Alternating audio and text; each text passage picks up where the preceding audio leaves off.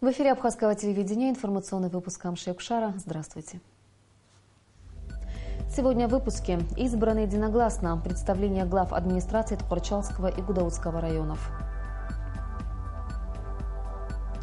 Мы Сухум. У столицы Абхазии появится свой логотип. Человек и биосфера. Лекция российского ученого Вагу.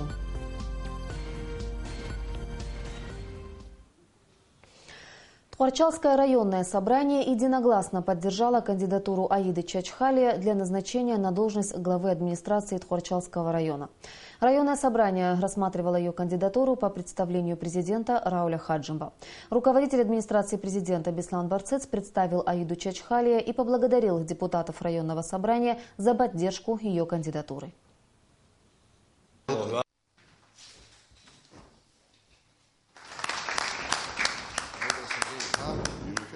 Хара нас я хацус ако айжлар рымаз хавет убризиге хаушер теглаза шаут хазгуяна.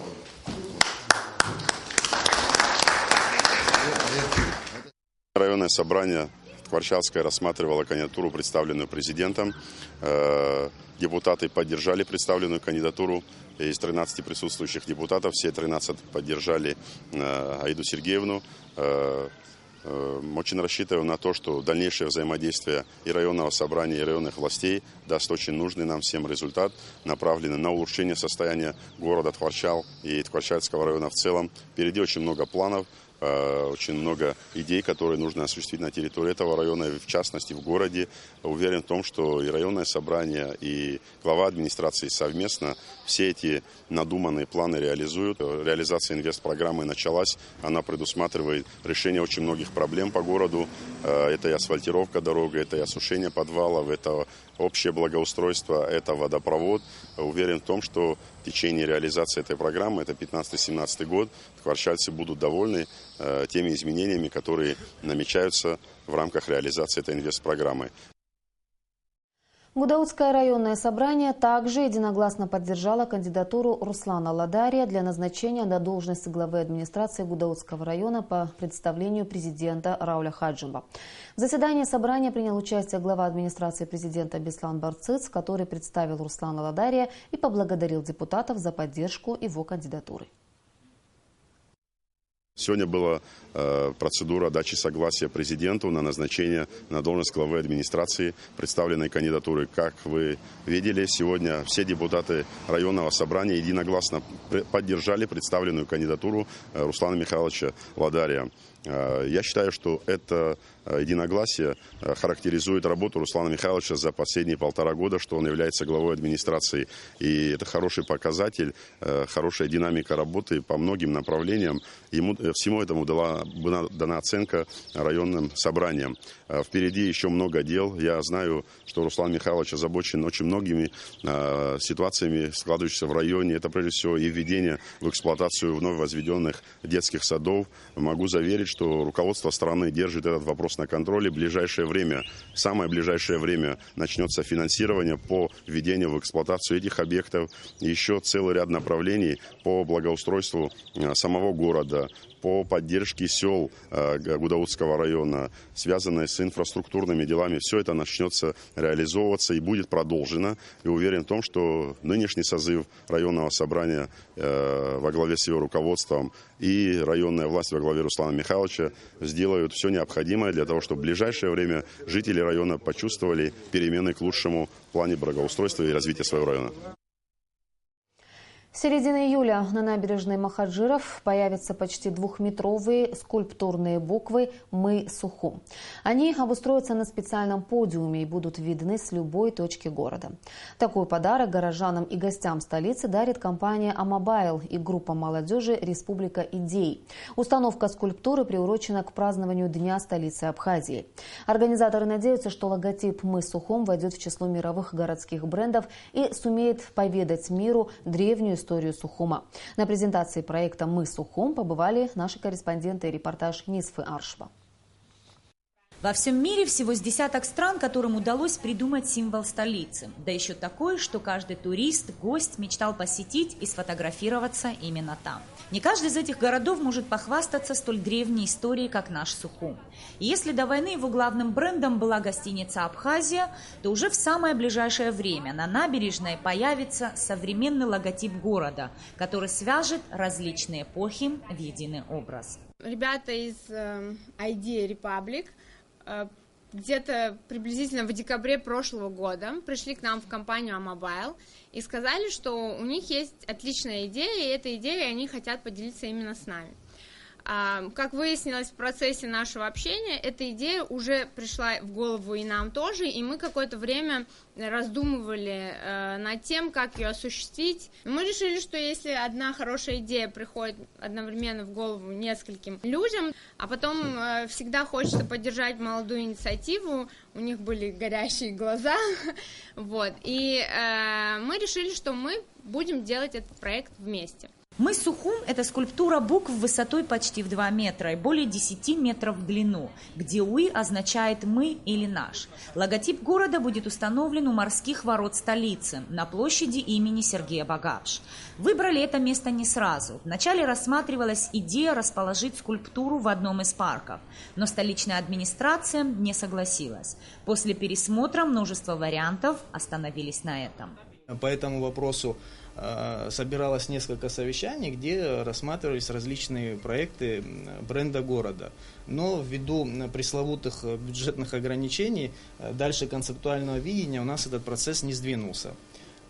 Таким образом, предложение компании Amobile и ее финансовое обеспечение этого проекта встретило всестороннюю поддержку и одобрение со стороны главы города. Я считаю, что данный проект является яркой иллюстрацией плодотворного сотрудничества бизнеса и власти в реализации социально значимых проектов, которые в том числе в долгосрочной перспективе будут иметь и ярко выраженный экономический эффект. Почему английский язык? Это молодежный ответ неправильному использованию названия нашего древнего города. Жители иностранных государств название Сухума интерпретируют только в грузинской транскрипции.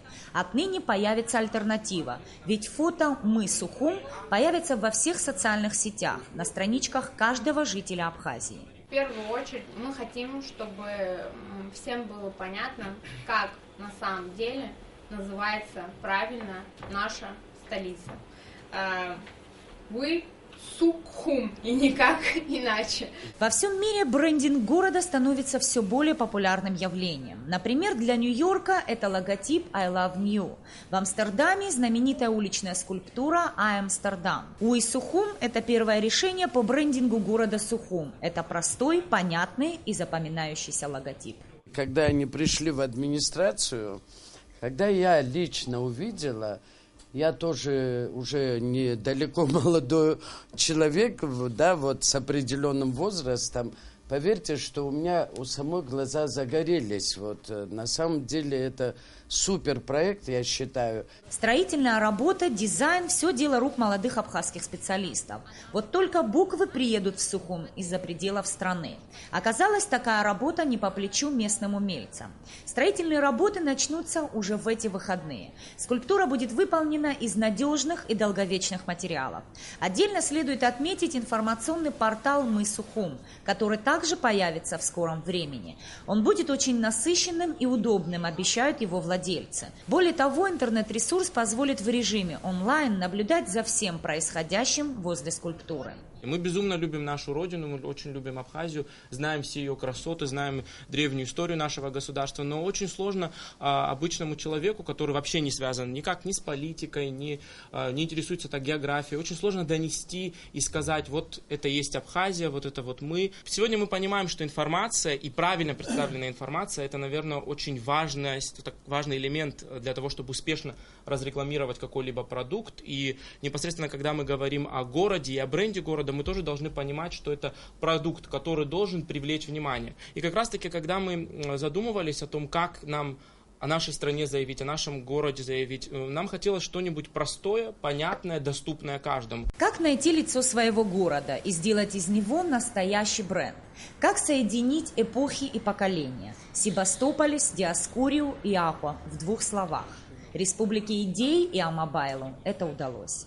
Низ Фаршба, Алексея Гухава, Абхазское телевидение. 21 мая в Абхазии отмечается День памяти махаджиров. 21 мая 1864 года – день окончания русско-кавказской войны. В XIX веке в результате русско-кавказской войны тысячи абхазов покинули свою историческую родину и нашли пристанище в Турции и разных странах Ближнего Востока. Потомки абхазских махаджиров живут в 50 странах мира. Самая многочисленная абхазская диаспора в Турции. День памяти махаджиров ранее в Абхазии отмечался 31 мая. С 2011 года отмечается 21 мая. Общественная организация Международный фонд АПСН и ряд молодежных организаций 21 мая организуют ряд памятных мероприятий, посвященных тем трагическим событиям. В 10 часов утра начнется шествие с площади Свободы до памятника махаджирам, где в 11 часов состоится церемония возложения цветов, митинг и выставка книг и картин, посвященных махаджирству. В 16 часов в Абхазском государственном драматическом театре имени Самсона Чанба покажут спектакль «Симра» по одноименной поэме народного поэта Абхазии Рушбия Смыр. В 19 часов на набережной Махаджиров планируется вечер памяти под открытым небом. Символом трагической даты в истории абхазского народа станет свеча Ащамака, свеча, сплетенная из множества тонких и длинных вощин. Идея создания символа и изготовления свечи высотой в 2,5 метра принадлежит художникам Баталу Джапуа и Тимуру Дзидзаре. Завершится акция памяти в 20 часов 30 минут. Ее участники спустят на воду венки с горящими свечами. Защита кандидатской диссертации «Проблемы лексической стилистики абхазского языка» прошла в Абиги. Примечательно, что впервые защита этой темы проводилась на абхазском языке. Соискатель ученой степени Фатима Кварчелия много лет трудилась над диссертацией. Работа написана на абхазском языке, автореферат на русском. Он был разослан всем главным научным центрам России. Защита диссертации прошла успешно. Ученое сообщество единогласно присвоило Фатиме Кварчелия степень кандидата филологических наук. Мы поднимаем вопросы стилистики абхазского языка. И это впервые в научный оборот вводится очень много новых понятий, новых направлений. У нас монографически совершенно не затронута эта тема. Традиционное языкознание у нас неплохо разработано. Мы все работаем по традиционному языкознанию, но все же язык развивается, язык наш имеет статус государственного, поэтому нам обязательно надо расширить функционирование языка, и мы должны показать возможности нашего языка всему нашему народу. Я хочу поздравить Фатиму Кварчелия с защитой диссертации по стилистике абхазского языка. Это, я могу сказать, что один из начинателей, не она, но она продолжает первые теории по стилистике, которые еще выступали с своими текстами Канджария, там, Хагба, Саманба. Она продолжает, еще глубже зашла в изучение стилистики Абхазии. Я думаю, что и впредь она продолжит дальше свою работу. И я думаю, что мы получим хороших специалистов по стилистике. В Абхазском государственном университете выступил с лекцией известный российский ученый, академик Российской академии наук Сибирского отделения Института биофизики города Красноярска Йосиф Гительзен. Темой лекции стал весьма актуальный в наши дни вопрос о связи человечества и биосферы. На лекции побывали наши корреспонденты. Репортаж Налыковы. Человек как неотъемлемая часть природы и Солнце как источник энергии для всего живого на Земле. Как добиться равновесия биосферы и человечества? На этот вопрос попытался дать ответ академик Российской академии наук, профессор АГУ Иосиф Гительзен. Занимательная лекция прошла в стенах Абхазского государственного университета. Послушать российского академика пришли ректор Государственного университета Олег Окварамия, директор Адыгейского института гуманитарных исследований Батырбей Берсиров, преподаватели АГУ, студенты. Гительзен – советский академик, всемирно известный биофизик. Он занимается очень интереснейшими и, значит, важными для жизни проблемами. Вот, скажем, замкнутые экосистемы, в которую входит человек. Что нового? Было противостояние, значит, человека и биосферы, а сегодня идет сотрудничество. Вот об этом будет он сегодня говорить. Это очень важное событие в нашем университете. Ссылаясь на работы ученого Вернадского, которого, к слову сказать, он называет гением, Гительзон подчеркнул важность бережного отношения человека к природе. Ученый высказал убеждение, что масштаб человеческой деятельности стал настолько велик, что в 21 веке человечество столкнулось с реальной угрозой самоуничтожения. В качестве примеров губительного влияния человека на биосферу Гительзон привел использование ядерного оружия в Хиросиме и Нагасаки. Если человечество не научится рационально использовать природные ресурсы и наладить равновесие между собой и природой, то неизбежно столкнется с катастрофическими последствиями своей деятельности. Это проблема нынешнего неравновесного состояния между всей живой природой, биосферой и человечеством. Человечество научилось эксплуатировать природу, но не научилось уравновешивать свои действия в природе так, чтобы природа при этом оставалась природой и не страдала. Это не значит, что человеку надо уменьшить действия, но надо найти способы действовать так, чтобы то, что он произвел, могло возвращаться в круговорот и таким образом сохранять и биосферу, и человечество в биосфере. Студенты проявили большой интерес к лекции, прекрасно понимая, что в наше время вопрос сохранения окружающей среды, да и всей планеты в целом, стоит особенно остро. Такая лекция будет полезна студентам всякой специальности, потому что она охватывает такие темы, как человек и природа, их взаимоотношения, использование природных ресурсов. Это немаловажно, потому что вне зависимости от специальности мы все живем на этой земле, мы все так или иначе взаимодействуем и зависимы от нее. И только от нас впредь зависит, как она будет развиваться и то, как мы сможем с ней взаимодействовать. Абхазский государственный университет постоянно взаимодействует с различными учебными заведениями России и дальнего зарубежья. Приезд в университет ученых с мировым именем и не менее интересные лекции – результат подобного взаимодействия, которое, без сомнения, будет продолжено. На Алакове, Саид Айба, Абхазское телевидение. Чари-Рама шагает по стране. На этот раз коллектив Гудаутского молодежного объединения выступил в Очимчирском дворце культуры. На сцене также выступали различные танцевальные коллективы и исполнители. Всестороннюю поддержку в организации мероприятия оказывает компания «Амобайл». Репортаж Сарии Смыр.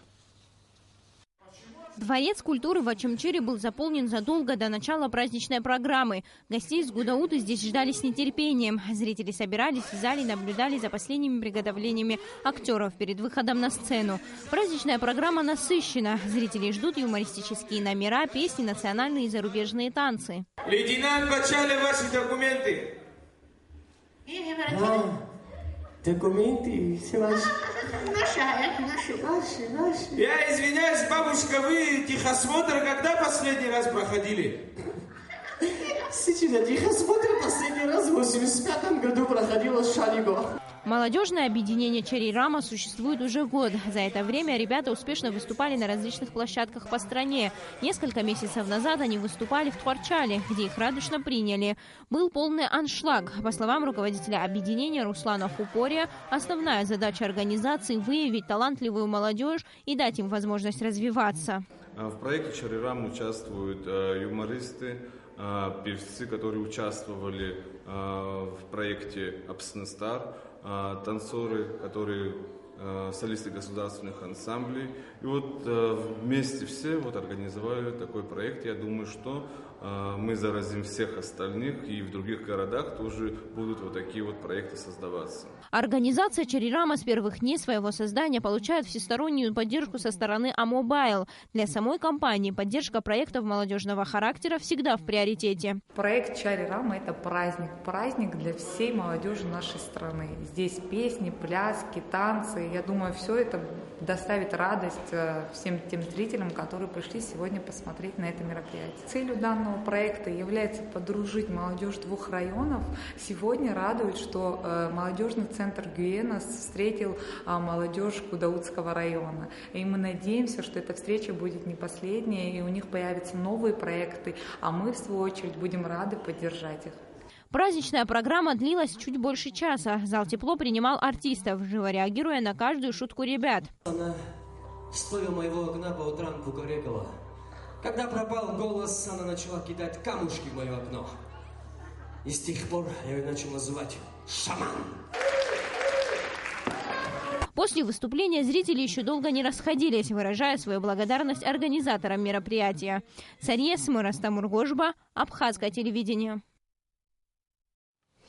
23 мая – День святого апостола Симона Канонита. Согласно постановлению Кабинета министров Республики Абхазия от 29 октября 2015 года, 23 мая является праздничным нерабочим днем. И в завершении выпуска о погоде. По сообщению гидрометеослужбы, в выходные дни в Абхазии ожидается небольшая облачность без осадков. Температура воздуха ночью плюс 15-17, днем плюс 26-28 градусов.